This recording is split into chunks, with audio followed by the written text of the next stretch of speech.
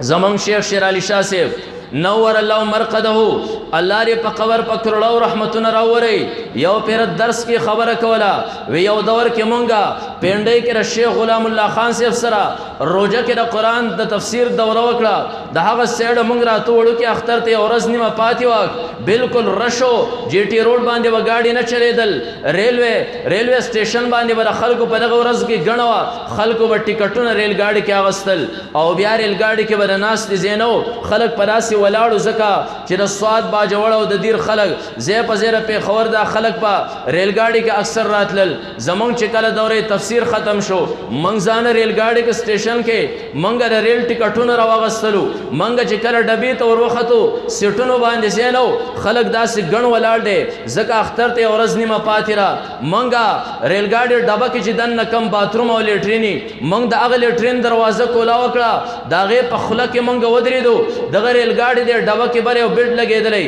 هغه کې خلک اکثر ود کیږي هغه بیډ کې یو پنجابي ودو او چې څنګه منګ ته وکتو زمونږ په سرونو باندې پټکیو زمونږ په مخ باندې دا د پیغمبرانو سنت او واجب لګېدلو زمونږ کپڑے کورتوي هغه ته پته ولګی را چې دا خو قرآن د علوم طلباري په ډک ډک هغه پنجابي وخندل مونږ ورته وی سی چلو شو وی دا چلو شو دا تاسو چې لیټرین پر خله کې ودرېدئ زه ډېر زیات خوشحاله شوم زما ذهن ته یو سرور ورسید ځکه عالم او ملا سره چې په ښځه کینم زما دماغ دانش برداشت کولی نن چې ما د باتروم په خوله کې ولیدی زه ډېر خوشحاله شوم ما د خوشحالۍ د وجې نه خندا وکړه حضرت شیخ صاحب نور الله مرقدو فرمایل وی زما ملګري وی جواب ورکوم ایسته جواب ورکې جواب دا دی بیډ نه ښکته راچومه دته ګوره او موږ ته خبرو ته ګوره ما په ارام کېنه موږ د قرآن د علومو طلبا یو موږ د نبي علیه الصلاة والسلام وارثان یو پیغمبر علیه الصلاة والسلام موږ ته وارثان ویلي زموږ بدله به تې الله علي دره په ذهن کې او زړه کې دومره د طالب سره هغه بغض دی د دې بدله به تې الله علي حضرت شیخ صاحب نور الله مرقدو الله لري په قبر په کروړو رحمتونه راووري درس کې چې به سړی ناستو انسان ته به دا پته نه لګي را زه کلاس کې ناست یم که سزا کې تفسیر کې زه په هغه علاقه کې روان یم بهر کې هغه فرمایل یو سټیشن راغی او کله چې سټیشن را نږدې شو ریل ګاډي ارن وکړه کله چې ریل ګاډي سلو شو هغه کس د هغه ځای نه راکوز شو د هغه ډبې دروازې کولا وکړه او دروازې نه داسې بهر ګوري چې دا سټیشن د کم ځای راغی کله چې ګاډي بریک واغسته په جړق باندې په هغه باندې دروازه را کولا شو دا یو غوږ یې مکمل طور باندې ویوړ زما ملګري جواب ورکوم چې ستا غوندې یو ګستاخ د یو دین د دشمن دپاره مې هم یو غوږ خوښ دی ما د الله بنده په ارام کښېنه ملګري ته ما وی الله زمونږ بدل واغس نور څه غواړې د ده نه من خاموشي چې کوم دی نو اختیار کړه الله نه برداشت کوي دې طالب علم ته یو سړی غلط نظر وکړي الله نه برداشت کوي دې معلم او مدرس ته الله چې کوم دی الله تعالی د قرآن دغه مدرس ته یو انسان په غلط نظر سره چې کوم دی نو ګوري الله د هغه انسان بدل چې کوم دی نو د ده نه اخلي حضرت شیخ صاحب نور الله مرقده درس کې یو بله خبره کوله وی زمونږ سره دلته طالب علم و د حفظ طالب علم مازدیګري ټیم کې بهر ته طلبا د مدرسې وځي بهر ځان لبې کوي لبو طرف ته وځي یو طالب علم د حفظ هغه خپل سبق نه اورولی استاد ورته دا ویلي زه به درنه ماښام سبق اورم هغه طالب علم د طلباو سره لبو ته خوت بهر خو داسې د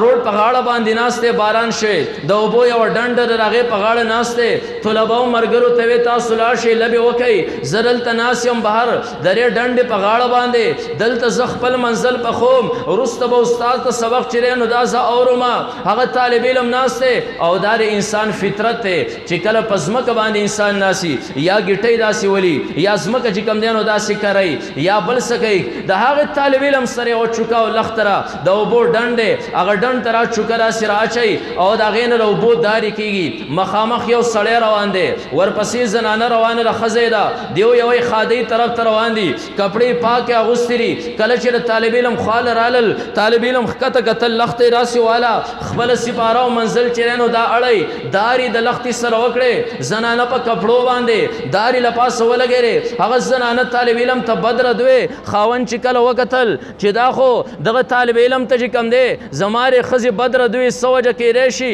خاوند چې کله په وروستو باندې وکتل د هغې ښځې په کپړو باندې اوبه ولرې کله چې وکتې چې دا خو دې طالب علم زما د ښځې کپړې ګنده کړې راغې د هغې ماشوم نه یوه څپېړه وویسته ماشوم ماشوم په ځای باندې خاموشي اختیار کړه ناست خپل سبق چې رینو دا اړی هغه خاون او ښځه روان شول یو څو قدمه چې کله خاون واغستل په هغه ځای باندې را پرېوت ښکته راوغورځېده کله چې راغورځېده خلک راغونډ شول چې دا څه چلو شو دا سړی را پرېوته ښځې وې ما ته خو نور څه پته نشته زما دا کپړې دې طالب علم ګنده کړې د دغې ګندو کپړو ته چې زما خاون وکتل د دې طالب علم نه یې څپېړه وویسته دا بیا موږ روان شو زما خاون راوغورځېد خلکو ورته وې په دې کې څه شک دی تا باندې خاون مینو ستا په عشق کې د دې ماشوم نه څپېړه وویسته ستا د خاون په څپېړه کې دومره طاقت چې کوم دی نو دا ماشوم طالب علم و وجلې خدا الله د قدرت په سپېړه کې چې الله پرې طالب علم باندې مینو الله د دې طالب علم په عشق کې ستا د خاون نه سپېړه وایسته د الله د قدرت په سپېړه کې هغه طاقت و چې ستا د خاون نه چې کوم دی د خپل قدرت د سپېړې سره سا وایسته نه په مخ د ځمکې باندې د ټولو نه اعلی خلک هغه دغه طلبا دي دغه طلبا او دغه مدرسین دي کم چې په مخ د ځمکې باندې د قرآن علوم بل ته ښیي د قرآن علوم په خپله باندې زده کوي او دا زه نه ویم د نبي علیه الصلاة والسلام روایت دی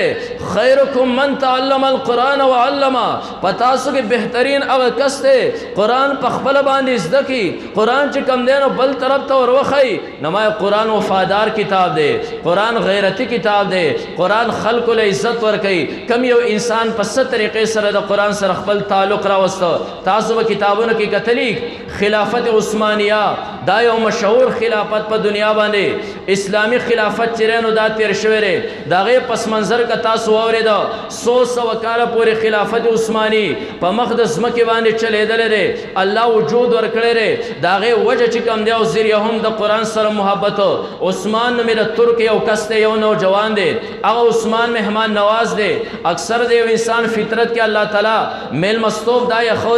هغه عثمان چې په لاره باندې څوک لیدل را به اوس کور کې به په خراس خاکو کو بیا به رخصت کو د چا د شپې ځای بنو کور ته راوس خپل اجرا وغیره کې به ورلا د شپې دپاره ځای مهیا که سهار به رخصت کو او هغه عثمان چې په کومه محله کې پاتې کېږي هغه محله کې تمام یو خلک ته بارني خلک نشته په د قوم خلک ورته عثمانه دا تعجبه کار راغستی دی ته د بهر نه میلمانه راولې دلته کې اکثر پرې لاره کوڅه کې ولاړي من خو ټول یو خلک یو 17 من نشته زمونږ زنانه اکثر بهر ګرځي عثمان نن نه پس په میلمه پردی نه راولې که زمونږ قبیله او قوم کې و زمونږ کې 17 نه و هغه کس راوله پردی کس به نه راولې عثمان زه خو مهمان نواز یم زما په غیر د میلمستوب نه بل څه چې کوم دی ذریعه نشته مال سکون ذهن ته نه راځي ما چې د یو میلمه خدمت نه کړی خلکو دمکې عثمان له ورکړه خلافت عثمانیه پس منظر درته زه بیانوم چې دا د قرآن سره محبت د قرآن سره چې کوم دی نو تعلق لرلو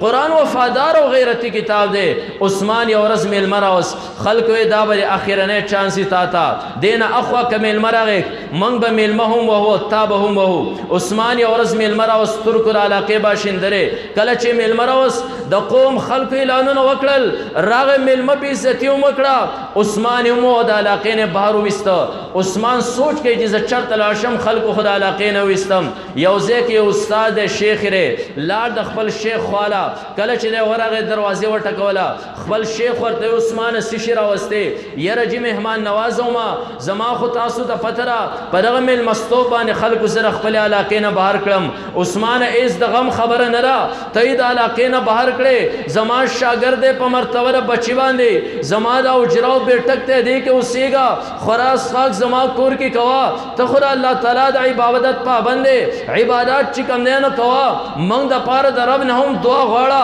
واپسې مزه چې خلک تا علاقې ته نه پرېږدي او خلک تا په علاقه کې نشي برداشت کولی چې دا میلمه دوست دی ستا میلمه که راځي زما د کوره خوراک وباسه زه ستا میلمه برداشت کولی شم تا هم برداشت کولی شم عثمان د شپې چې کوم دی نو پاسې تهجد ده کله چې تهجد نه پاسېره تهجد نه پس قرآن ګوري چې دا خو زما د شیخ بیټک دی شاید دلته قرآن زه د قرآن تلاوت وکم کله چې یو المارۍ کولاو کړه قرآن په هغه ځای کې پروت و په کم طرف ته چې د عثمان خپې راغلې وې عثمان یوه چغه ویسته قرآن یې راواغست د سینې سره یې جوختی کله یې په سر باندې چې کم دی نو ږدي ربه زمانه د قرآن توهین شوی دی خو دا توهین ما قصدن نه دی کړی ما ته پته نه وه زما خپو طرف ته قرآن پروت دی دا خو ما د قرآن توهین کړی دی جاړي سهار ټیم کې چې کله شیخ بیټک ته راغی ورته وایي عثمانه څه چل شوی دی ولې جاړې یاره جي زما دې طرف ته خپې غځېدلې وې او ما ته را پته نه وه چې دلته قرآن پروت دی ما د قرآن توهین او بېعزتي کړې ده شیخ ورته وایي عثمانه زه چې سهار وختي ستا خواله رالم نبي علیه الصلاة والسلام خوب کې راغلی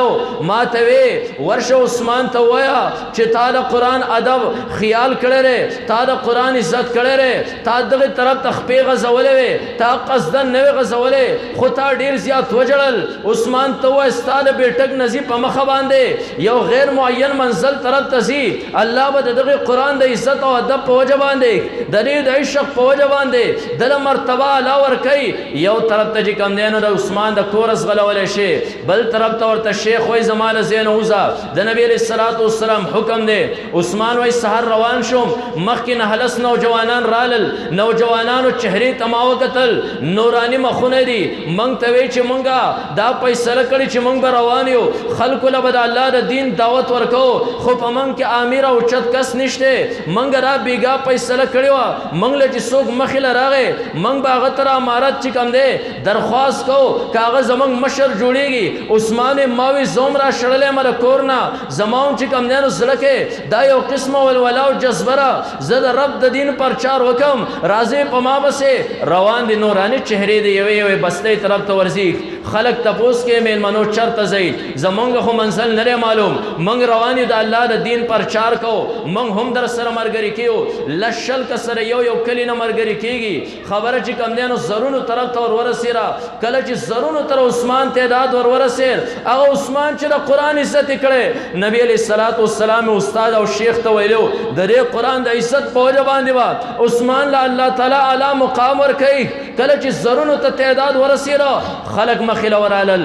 یاره تاسو ډېر نوراني چهرې یئ موږ دلته کې د بعض عیسایانو نه چې دی نو تنګ راغلی و زموږ بچې قتلئ موږ ته تکلیف را رسئ زموږ سره خوا کې اوسېږي عثمان ملګرو ته وی جهاد دپاره تیار شئ موږ به په دې باندې حمله کوو یو جاسوس یو خبر رسان چې کوم دی هغه عیسائی بادشاه ته چې بالکل ضعیف العمر دی خبرې ورسو داسې مسلمانان نوجوانان دي حسین چهرې دې منورې ستا په علاقه باندې حمله کول غواړي خو که چېرته هغو حمله وکړه شاهد چې کوم دی نو ستا نه حکومت والي باچا فوراً یو قاصد ولېږه ورسره صلح وکئ صلح ورسره وکئ زمونږ علاقه کې به اوسېږئ موږ به اعلی مساکن درکو موږ ته سوای ما او د دې مشر چې کوم دی هغه له زه خپله لور چې کوم دی نو ورکومه په دې باندې صلح وکئ عثمان له هغه عیسایي چې کوم دی نو خپله لور ورکړه عثمان ورته کلمه وایي مسلمان یې کړه بیا ورسره چې کوم دی نو نکاح تړي یو دور هغه راغی هغه عیسایي بادشاه چې کوم دی نو وفات شو مړ شو کله چې مړ شو خلکو یې د دې عیسایي په ځای باندې به د ده چې کوم دی نو خلیفه څوک ګرځو د دې علاقې بادشاه به څوک ګرځو د هغې بادشاه نورې لوڼه هم نشته د هغې علاقې حکومت ورکړي زامن هم نشته د هغې علاقې حکومت ورکړي یوه غونډه وشوه جرګه وشوه خلکو اتفاقي طور باندې دا خبره پیش کړه چې د کم زوم دی عثمان دا به د دې علاقې بادشاه کو عثمان د علاقې بادشاه شو بادشاه د څه وجې نه شو د قرآن عزت یې کړو څنګه چې ما تاسو ته وې قرآن غیرتي او وفادار کتاب دی قرآن یو انسان بې عزت نه ساتي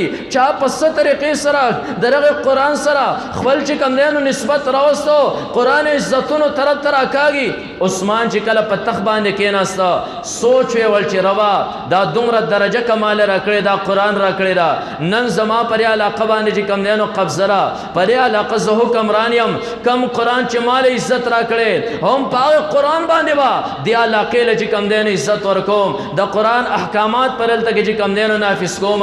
شریع حکومت په پرې علاقه باندې نافذ کوما عثمان اعلان وکړو خلکو زما په لاس کې چې کوم قرآن تاسو یې نه ان شاء الله د دینه پس په پرې قرآن باندې فیصلې کېږي. عثمان کا خپل تخله ورځي قرآن په ترخ کې وړي، عثمان کا کور ته راځي قرآن ځان سره راوړي. 100 کاله پورې هغه خلافت عثمانیه چې کوم دی نو وچلېد چې تاسو کتابونه کې به خلافت عثمانیه ذکر چې کوم دی نو لیدلی اورېدلی به تاسو به لوستلی. هغه صرف او صرف چې کوم دی د عثمان د وجې نه الله خلافت عثمانیه قایم که. وجه هم دغه قرآن او چې د قرآن عزت یې کړو، د قرآن احترام یې کړو، قرآن طرف ته چې کوم دی غیر ارادتن خپې غځولې او بیا په سر باندې یې ښودې او جړلې. نبي علیه الصلاة والسلام زیری ورکړه چې قرآن وفادار کتاب، قرآن غیرتی کتاب. عثمان تا سره به وفا کوي، تا به دنیا کې هم اعلی مقام درکې، آخرت کې به هم اعلی مقام. محترمو اوریدونکو